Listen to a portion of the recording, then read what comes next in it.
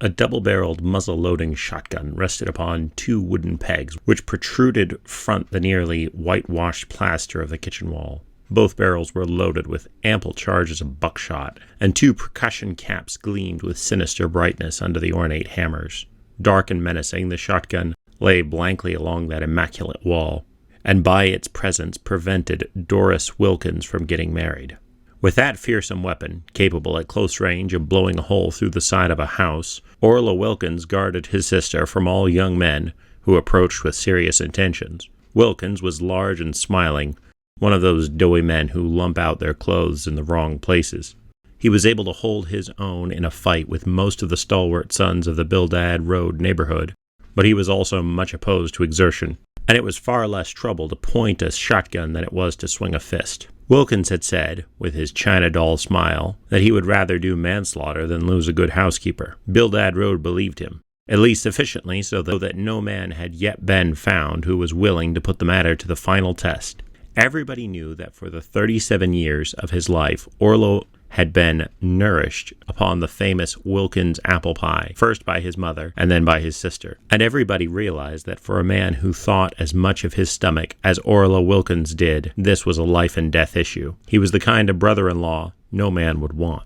Doris was something like the fresh apple pie that she made, young and sweet and tender and delicious. She was spiced with twinkles in her brown eyes and curls in her brown hair. Where her colossal brother was pudgy, she was small and delicately curved and swift-moving. Some of the girls of Bildad Road would have treated such a brother to crockery or stove wood over the head, but Doris was as amiable as sunshine. Wilkins, knowing when he was well off, provided her with the best from the general store at the corners, and until the coming of Johnny Trumbull, she bowed cheerfully to fate, content to be the shotgun princess of Bildad, cherished and guarded for the sake of her delectable cooking. On a snapping cold night in December, this Johnny Trumbull sat in Wilkins' kitchen and meditated upon the Wilkins shotgun. By actual measurements, he was a rather small man, something like 50 pounds lighter than Orla Wilkins and half a foot shorter, but Trumbull did not give the impression of being inferior in size, and it was only when he stood side by side with a genuine Bildad Roader that his stature was noticeably under the neighborhood average.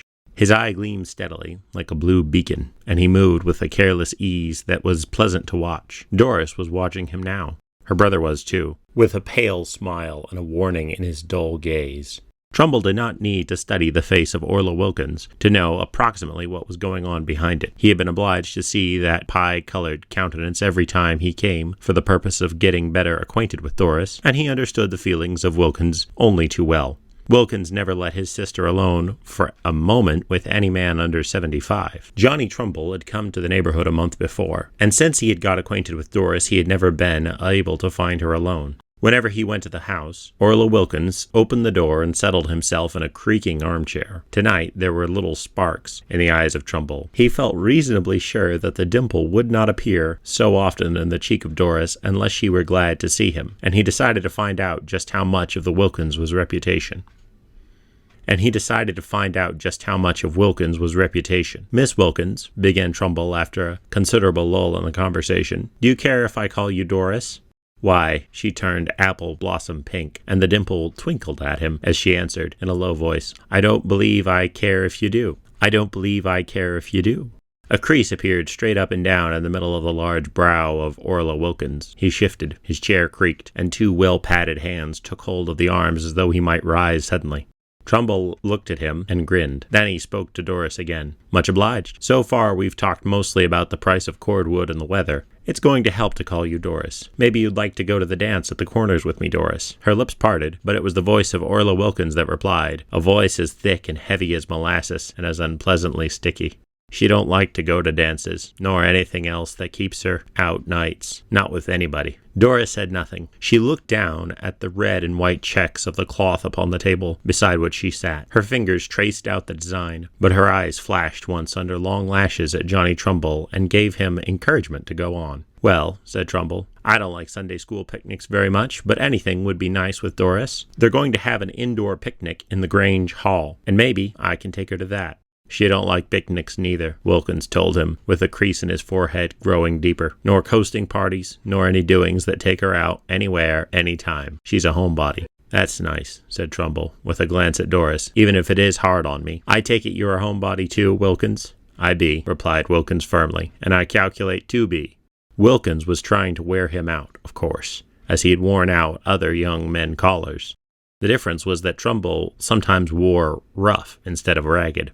He decided to force this situation to a break, and the eyes of Doris did not seem to forbid him. "I've always thought I'd like to marry a homebody," remarked Trumbull, giving a hitch to his belt, "and I don't mean you, Wilkins."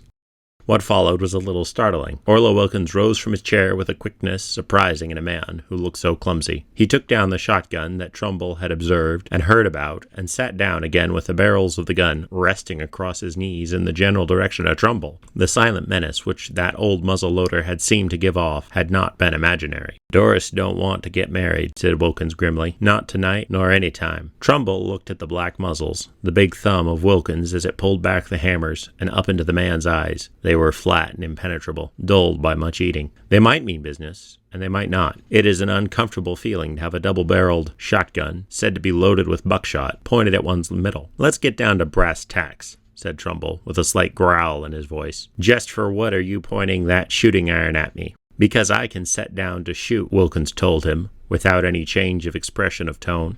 "If I was to lick you, it would be a lot of work, and most likely we'd bust some furniture." "Bah!" Trumbull barked a laugh. "You don't think you can kill a man and get away with it, do you? You're a bluff." "This here is my house," replied Wilkins heavily, "and if you was to make a move I didn't like, and I was to shoot you, it ain't likely they could prove anything except self-defense. Doris wouldn't swear her own brother into jail. A man has got an awful strong holt on the law when he's in his own house." Maybe he would shoot. Johnny Trumbull did not like the cloudiness of that large face. He glanced at Doris and saw that she had gone pale. Her little fingers were white against the edge of the table. She ought to know her brother better than anybody else. "You won't have to shoot me in self-defense," returned Trumbull, and he began deliberately to fill his pipe. "Ain't you going to get out?" asked Wilkins. "No," thundered Trumbull suddenly. "Shoot a helpless man if you want to." There was a dead silence for a while after that, broken at last by the faint gasp of relief from Doris that nothing had happened. Wilkins sat motionless and expressionless, and Trumbull puffed calmly at his pipe. "The first time you make a motion toward me, or my sister, that gives me an excuse," announced Wilkins at length, "I'll blow a hole in you that a dog could jump through." "The first time I catch you without that gun, you'll have to fight," Trumbull replied. "I don't care whether it tires you all out or not." "Don't have any trouble with him, Johnny," exclaimed Doris. "Last year, 2 husky fellows got between him and his gun, and he half killed them before he threw them out." "I'll take a chance if he'll put up the gun," returned Trumbull. Wilkins grunted what might have been intended for a laugh of scorn. He did not take the trouble to make answer to that offer. Trumbull smoked and watched the shotgun and wondered just what he was going to do next. He might have been allowed to come again if he had not brought on the crisis tonight. Now he knew that he would have a great deal of difficulty getting into the Wilkins house. Once he had gone out. How long could he sit here, and what good would it do him if he sat here forever? Trumbull looked across the table at Doris. There was a warmth in her eyes as they met his that communicated itself to his heart. She wanted to save him from harm. He would have given a month's wages to know how much more than sympathy she felt for him. A lovely rounded forearm was lying upon the table, with fingers drumming against the cloth. A man would be mad to let a shotgun stand between him and a girl like this. Trumbull looked at the gun. It pointed toward his stomach, and he experienced an inward shudder at the thought of what would happen if the fingers of Orla Wilkins pressed a little harder against the triggers, or just one of the triggers. Trumbull would not live to know anything about the second barrel. He began to get extremely angry and stubborn. No half-baked reflection on the human race was going to drive him away from the girl he wanted to marry without a fight. But how could a dead man fight? He was a good deal more than half convinced that the first movement toward battle on his part would fill his ears with the roar of doom. Trumbull would not go, and he could not do anything else except stay. The possibilities of just staying grew upon him as the sunrise grows. Suppose he were to just stay put where he was for an hour. 12 hours. Wilkins would not dare shoot him in cold blood. Punishment would be too nearly sure. Trumbull leaned back in his chair, tamped the tobacco down in his pipe, and chuckled. "Ain't it about time you was going home?" asked Wilkins. "I don't intend to go home. Never. I like it too well where Doris is." Trumbull caught a gleam in the eye of the girl. The slit in the lower part of Wilkins' face tightened grimly. "You're going to pay for this," he grunted. "Doris, it's time for my snack. Get me some of them fresh doughnuts and cheese, and maybe a little applesauce and a pitcher of cider." Doris Wilkins made a movement to rise, and Trumbull stopped her with a look. Into that look he tried to throw all that was in his heart. "Don't feed the critter, Doris," he said earnestly. "That is, if you're just a little bit on my side of this game. Don't feed him until he puts down that gun and gives me a chance at him." "Doris," bellowed Wilkins. "You get me that stuff to eat." "Don't do it unless you want to see him drive me out," exclaimed Trumbull. For a tense moment she seemed to hesitate. Then Doris sank into her chair with a toss of her head and a little spot of color in each cheek. "It's about time I had something to say for myself," she cried. "I'll feed both of you when you promise not to quarrel any more." Johnny Trumbull grinned at his enemy. The face of Wilkins became troubled. He leaned forward and spoke pleadingly to his sister. "You know my stomach is used to having something every night, just about this time," he said. "You never acted this way before. Put up that gun, then, and be friends with Mr. Trumbull." There was a quality in the voice of Doris Wilkins which was final. Trumbull guessed that her brother had never heard it before, for now his lower jaw sagged a trifle as he stared at her. His finger did not waver upon the trigger of the shotgun, but small beads of perspiration showed upon his forehead, and the end of a pale tongue ran around his lips. He was touched in his weakest spot. "Trumbull," he said huskily, "there's trouble here, and I want you to go. I'll even pay you to go." "Money couldn't hire me to leave," Trumbull chuckled. Wilkins rediscovered his courage. He swept them both with a baleful look. "All right, I'll starve tonight, but when I settle with you, Trumbull, it's going to be terrible."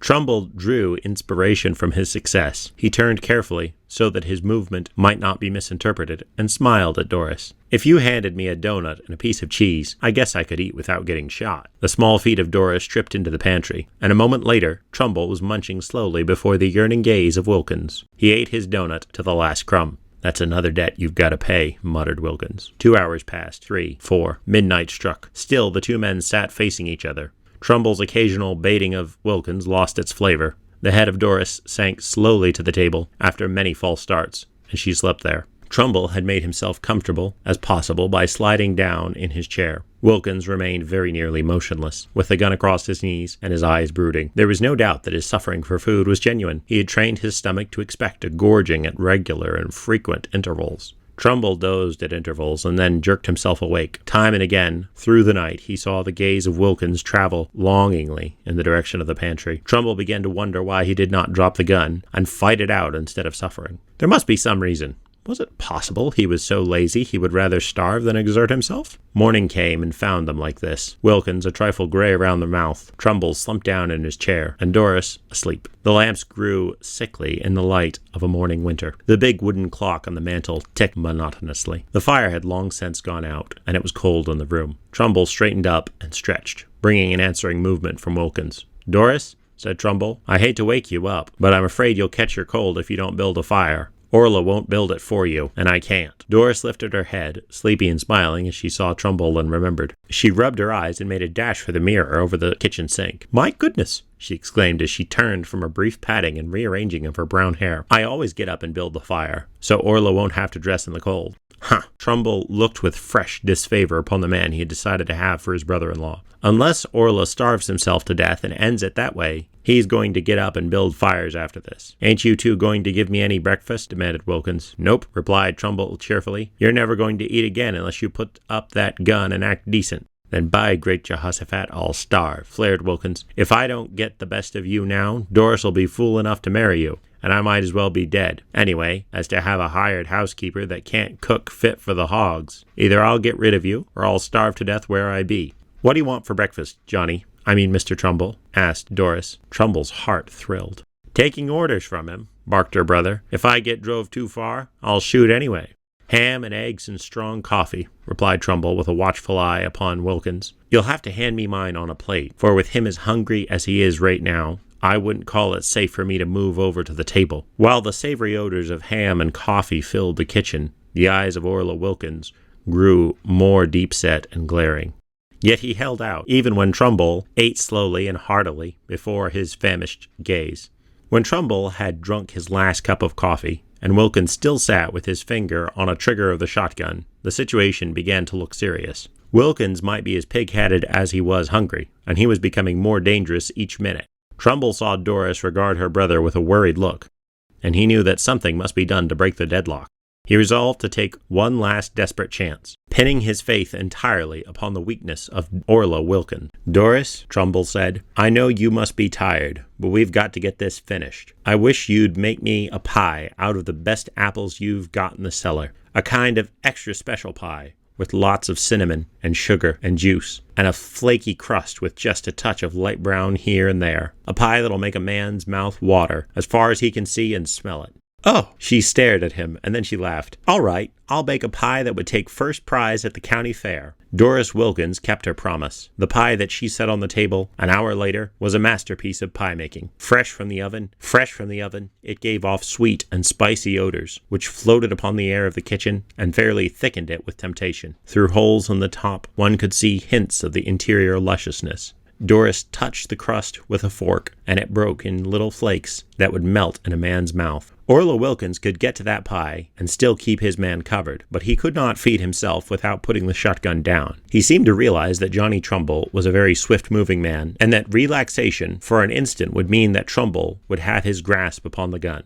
Wilkins leaned forward, trying to look at the pie and Trumbull at the same time. A little moisture appeared at one corner of his mouth. His fat chin trembled. His face was ravaged by hate and hunger. Twice he started to get up, only to think better of it. Once he lifted the shotgun slightly, and his finger curled more firmly around the trigger. That was a bad moment for Johnny Trumbull. He knew it might easily be that he had pressed Wilkins to the brink of murder. He knew that the man was made savage by a sleepless night of hunger, fearful of the loss of his lifelong comfort, and fairly venomous against the stranger who had come crashing in to take the heart of Doris. For just that moment, the situation hung on the edge of tragedy, with Doris standing breathless and white, and Trumbull staring, dry-mouthed, into the eyes of Wilkins. Then, suddenly, Orla Wilkins let forth an incoherent cry of suffering and defeat and flung himself in the direction of the pie. The shotgun slid harmlessly to the floor. Trumbull seized it and threw it out the door into the snow. Then he whirled to face Wilkins. Wilkins had broken the pie into 2 pieces, and at that instant he stood with his face half buried in one of them. Trumbull swung the table out of the way and stripped off his coat. "Now," he cried, "stand up and fight like a man."